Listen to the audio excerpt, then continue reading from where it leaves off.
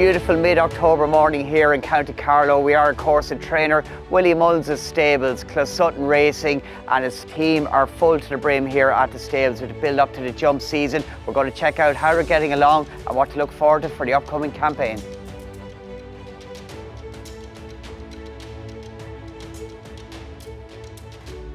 Galopin Des Champs, Willie, the usual route for him this season? Well, that was the plan. Unfortunately, I've had a little hold up there the last couple of weeks. So, if I can get him to the John Durkan, I will. But he's hungry. I'm not sure. I'm not sure I'll be able to get him there. He's just a little bit of a hold up, and he'll have to just hit everything right to make the John Durkan. But I'm not going to press him to make it. One less run this year won't be any harm to him if it turns out that way. But after that, then I'd like to try and keep his schedule. I know he's 9 going 10, and I think that's still young enough, and hopefully everything will be all right for the rest of the season. And with clear running, you'd hope to make Christmas, for example, with Leopardstown. Yeah, something like that, or we can always turn it around and go back down, go to Tramore, and there's options for him there. So there are, but he seems fine now. But I did miss a few days with him, and so I'm not going to be hard on him to get to Punchestown. If it happens, it happens.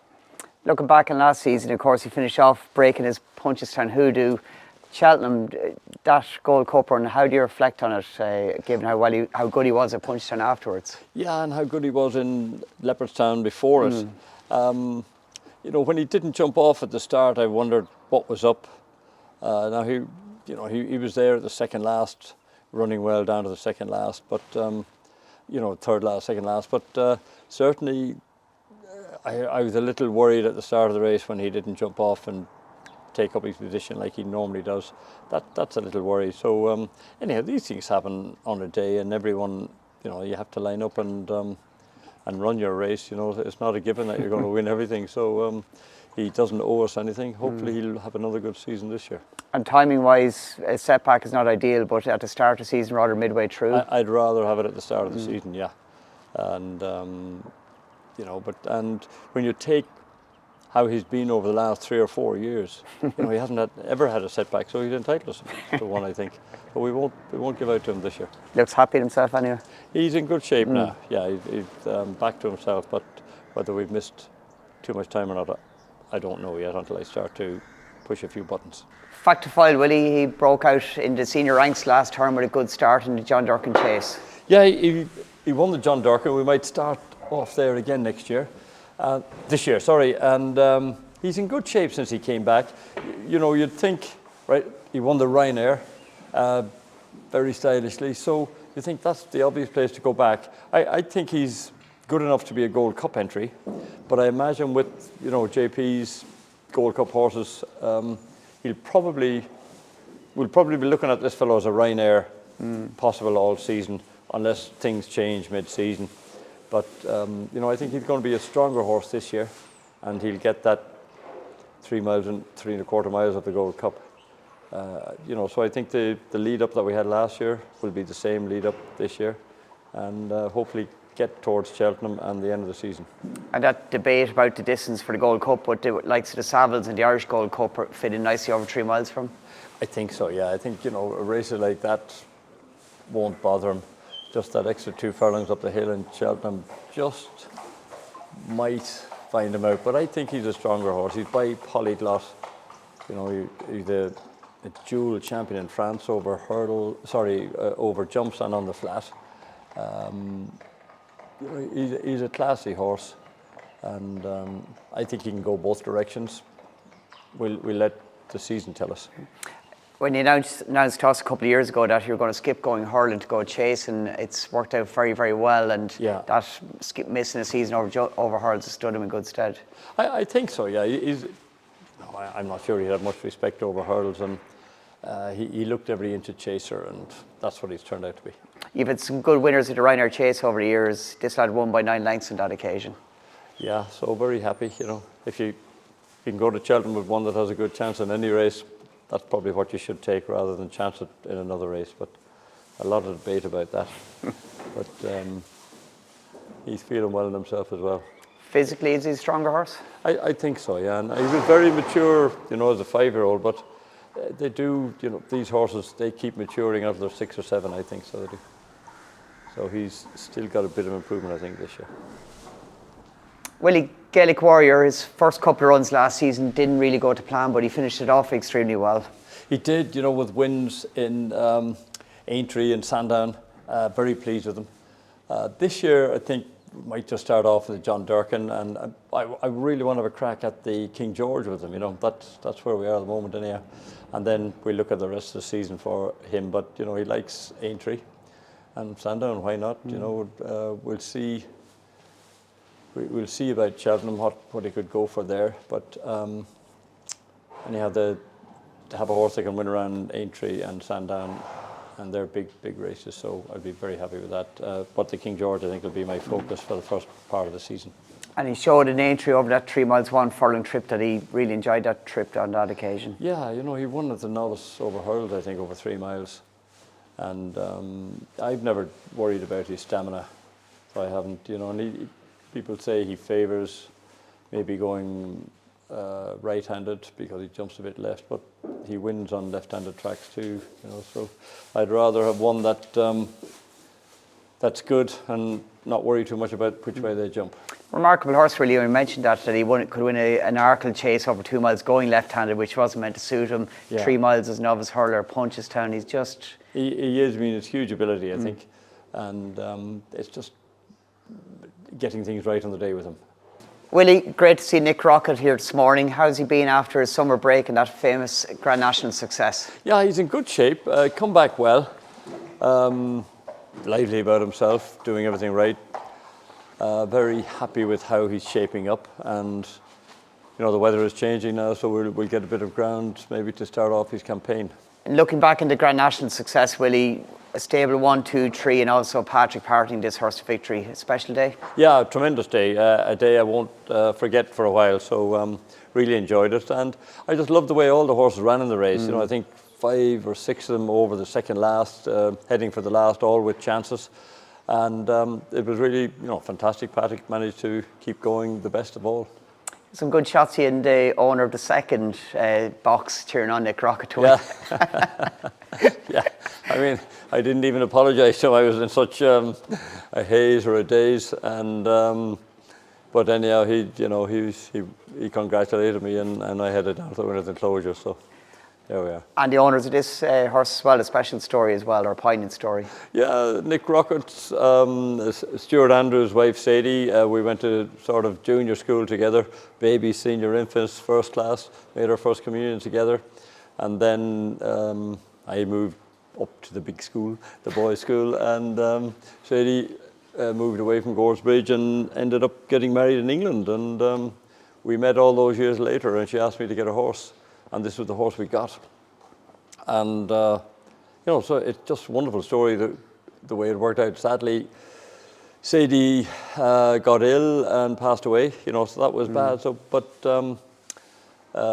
Stuart says, you know, everywhere he goes now, people remind him of, you know, congratulate him and everything. He just said it's fantastic. And, you know, so it's a great reminder of Sadie as well. He's an 8-year-old turning 9. I didn't realise how likely raced he is. He's only had 13 starts to date in his career. Yeah, and I think very few starts over hurdles, you know. So we might throw in a few hurdle races this year. It can be hard to campaign a seasoned chaser like him, and you know, he's going to probably carry 6 pounds more he has this year. So we might try and preserve that mark. But I mean, we're also toying with the idea of a Gold Cup campaign. However, looking at the way he handled Aintree and the way he jumped and loved the track, you'd find it hard to go away from it, you know, because the Gold Cup looks quite strong at this point anyhow. And Aintree, you know, Aintree could be a nicer option for him, and having a horse going there for a dual Grand National would be fantastic. Willie, Impaire Et Passe, he had a very good novice season last year over fences, 2 Grade 1 successes, Limerick and at Aintree. Yes, you know, maybe all roads head back to Aintree for him. You know, he won at Aintree last year. We might head back to Aintree and go that sort of 2.5 mile to 6 division. We tried him over 3 miles in Punchestown, and he made mistakes and eventually fell. And maybe just going the slower pace doesn't suit his style of jumping. So I'm thinking maybe starting in John Durkan and then head towards Christmas and Dublin Racing Festival, same as last year, and maybe rather than Cheltenham, go to Aintree and back to, depending on how the season is going, Ayr, Perth or Sandown or Punchestown, we'll see. Yeah, but I think he's going to be that 2.5, 2.6 division. Then he's come out of the summer in nice shape. Etait Temps, Willie, he's missed most of last season, but he came back in very good shape in the latter half of it. He had a fantastic win over John Bon in Sandown, a remarkable victory really when you look at the fact that he hadn't run for 11 months. And I brought him over there hoping he might finish in the first 3 or 4 for some prize money. You know, so we know now that he has that type of ability. So this year, I'm probably going to start him off in the Clonmel, get a run into him before the Tingle Creek. And that's what you know, if he's able to handle Sandown like that, let's have a crack at the Tingle Creek and go down that 2 mile route with him this year. But we know he's adaptable. He can go up and trip if needs be during the season. And possibly that race in Sandown also tells us maybe he doesn't want to be raced too often. I don't know. I never thought that about him before. I think he was quite busy the season before. So sometimes you overread things. And but around here, if he's fine, we'll pull him out whenever we can, I think, and hope to get, you know, another good season out of him. Majborough, Willie, he's a 5-year-old turning 6. How's he been after summer break? Very happy with him. Did nicely out in grass, came back in great shape. You know, so looking forward to getting him going. Probably go for the hilly way. I think that could be a nice starting point for him. I'm aiming him towards the champion chase, and I think he should. He should be fine. I know he disappointed jumping in Cheltenham last year, but I'm hoping maybe with a more positive attitude that he might jump better. You know, he came back to Punchestown and flew his fences, and very pleased with him. You know, so that's the direction I have in my head this minute. Anyhow, I haven't spoken to JP about it, but you know, and I doubt he wants to go down the Ryanair route with him, but the horse will probably tell us around Christmas time or after. You know, Dublin Racing Festival, we'll see what he's doing and what way he has matured over the summer. You mentioned Cheltenham, a remarkable run under the circumstance to be just beat, given the way in which the race went for him. Yeah, I think so. You know, and there was, even with the mistakes he made, there was even points we thought, you know, with a good jump of the last, he might still get up. And just fluffed his lines a little bit, but you know, he has the star quality, just has to get his jumping right on the day. And the pace of open chasing, would that suit his style of racing? The pace of open chasing might actually suit this fellow better. As I was saying, maybe just being more forward and going at his fences, because I think the trip is no problem, so he can just attack his fences. Willie, Kopek Des Bordes, some great scenes with his connections, of course, with the McCarthy family after his victories last year. Yes, I mean, when he won the Michael O'Sullivan novice hurdle, it was just very poignant, but it was a fantastic performance out of the horse. You know, what I loved was the way he handled Cheltenham, and I'm thinking of going down the novice chase route with him this year. He's a huge, big chasing type horse. So, you know, people are asking me, would you not go down the champion hurdle route? But I think if things don't work out from over fences, maybe we could think about that. But to me, just to look at him, he looks like a novice chaser, and you'd have to think the Arkle would be the route for him. So we'll start him off somewhere over fences. I'm not too worried about the trip the first day. As he progresses up the ladder, hopefully he will progress up the ladder, then we'll come back to 2 miles. And, you know, to me, 2 miles will be his trip down the line. That raw natural ability we saw when he won at DRF at Leopardstown, he had to transfer that to Cheltenham, different scenario, bigger crowd, getting the start, but he took it all in his stride. He did.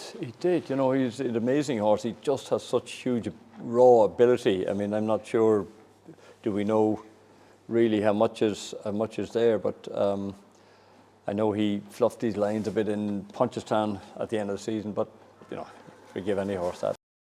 Willie, final demand, he came here last year with a big reputation from the point-to-point field. He lived up to it. He won 3 from 4 over hurls. Yeah, that's very difficult to come as a 5-year-old point-to-pointer, come here and have a season like that. To me, that's huge. So I'm hoping that there's a fair bit of improvement in him this year because of that, that he's had a summer's grass and everything has been right.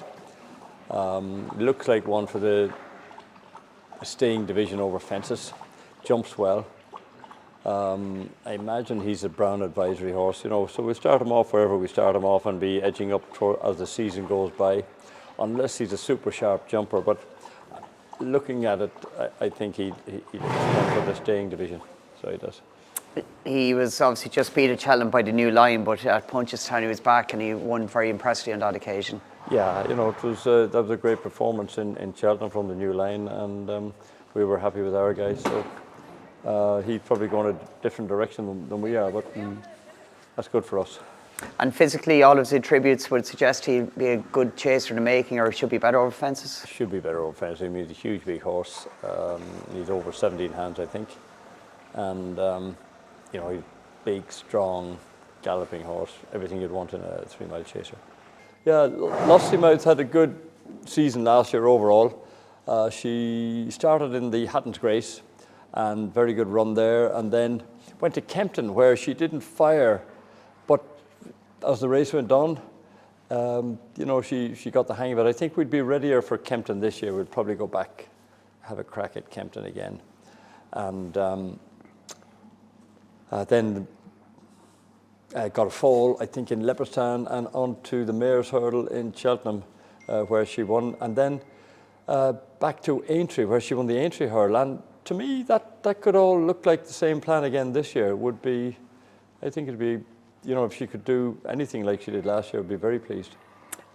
Things didn't work out, obviously, in Irish champion hurl in Kempton. She looked a little bit ring rusty at 2 miles, down to race. I think, all her runs before Kempton had been over 2.5. And the Hatton's Grace, they went so slow in the Hatton's Grace and we dropped out. So she probably jumped off in Kempton thinking, it's another sort of half speed until halfway around. And but obviously in Kempton it jumped out and flew. Just caught her unawares, I think. But, hopefully we'll have her prepared for that this year. And the way she's progressed from her juvenile days to being an open champion hurl prospect, mayor's prospect, how is she doing as a 6-year-old turning to 7-year-old? Yeah, I think she's good. I'm very happy, I mean, it'd be hard to think she might improve, but if she could put up the same performances as she put up last year, she'll be hard to beat on different days.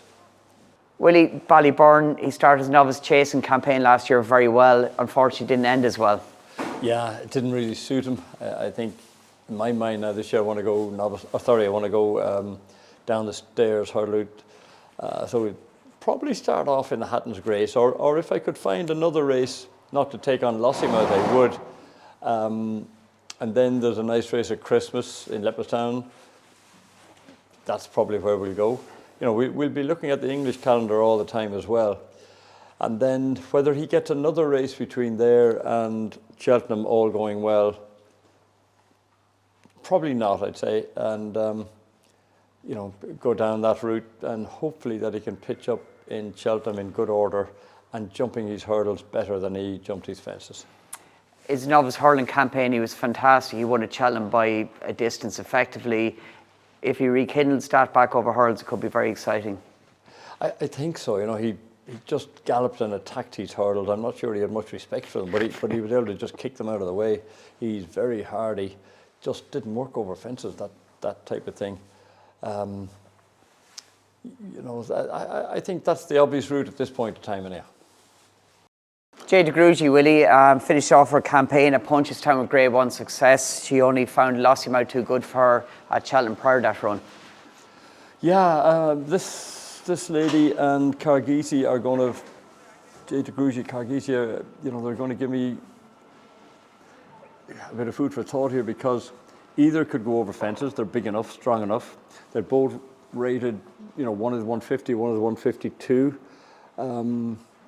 They could stay. They're good enough to stay for the Mayor's Hurdle. So I'll probably send one over fences and the other one over hurdles and back over hurdles. But I can make cases for either one going either way. So until I have a chance to chat with Kenny and Connections and see what they have in their head, and put a lot of things together. I haven't made up my mind this yet. I'll school them a bit more over fences. They're fine to jump. Both are fine to jump, and both are good enough.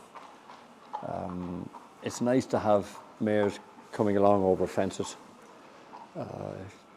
That mare's hurdle division could be tough depending on what turns up to it this year. So I can't really say yet. It's up in the air. Yeah, Bambino Fever has come back really strong from her summer break. So I imagine it'll be later in the season by the time I get her fit enough to get over a hurdle. Maiden hurdle, probably looking at the way she won the Cheltenham Bumper, I think she might want a bit of a trip. She might want 2.25, 2.5. So at the moment, like you're looking at the Supreme hurdle, novice hurdle, or the Turners, what used to be the Ballymore, but I'd say she's more a Turners type. But we let her. She surprised me last year doing what she did. I didn't dream she'd be a Cheltenham Bumper winner when I saw her this time last year when she came back to the yard from her pre-trainer. So she might, if she adapts over hurdles and jumps well, she could be a Supreme novice. But for my money at the moment, anyway, I think longer trip. It was a great story. Mare's novice hurdle, of course, I'm forgetting that, but Mare's novice hurdle, that's 2.25, I think, isn't it? So, anyhow, it's all to play for. One of the great stories of last season for the owners, the O'Connell Morgan Syndicate as well. Some great scenes with Jodie, of course, riding her in all starts. Yeah, and Jodie, a great syndicate. They really enjoyed their day out in Cheltenham. And I think they had a good few days out after that celebrating Cheltenham. And going back to Punchestown and winning. And Jodie, of course, riding it made it special then as well. I think, all Jodie's family there in Cheltenham in the winners' enclosure. So it was fantastic. How hard is great it? Mare, great servant. How hard is it for a mare to win a Cheltenham Bumper?